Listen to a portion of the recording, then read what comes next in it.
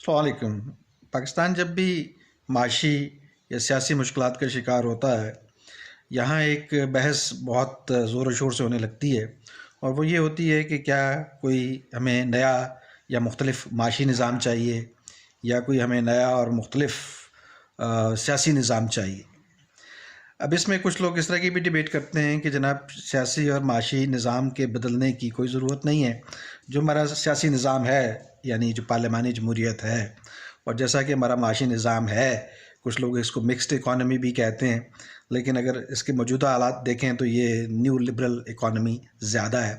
تو اس کو بدلنے کی کوئی ضرورت نہیں ہے، کیونکہ اس کو چلانے والے جو ہیں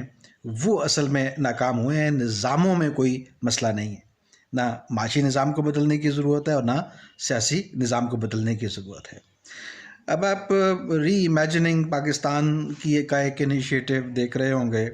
اور ہم اکثر سوشلزم کی ڈبیٹس بھی کرتے ہیں۔ یہ جو انیشیٹوز ہیں، یہ تو یہ ظاہر کرتے ہیں کہ اگر آپ عام لوگوں سے پوچھیں اور کچھ انٹلیکچوئل سے بھی پوچھیں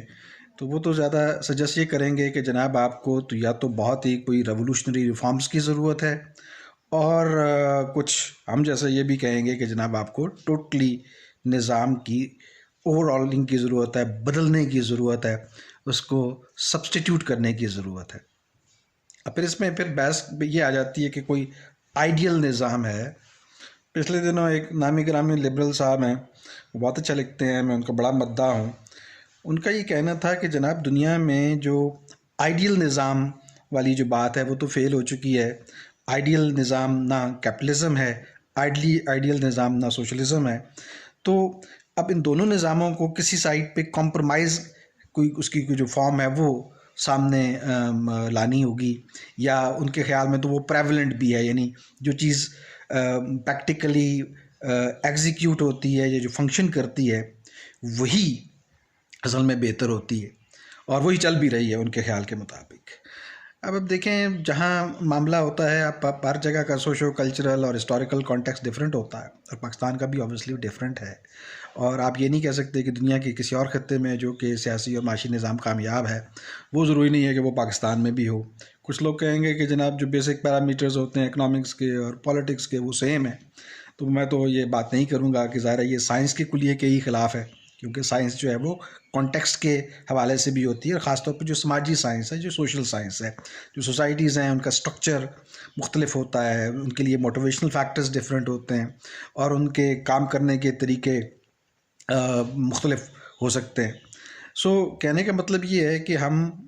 اپنے جو انوائرمنٹل جو ہمارا کانٹیکسٹ ہے، سوشو کلچرل جو کانٹیکسٹ ہے، جو یہاں ایک ریلیجس کانٹیکسٹ ہے، اس کے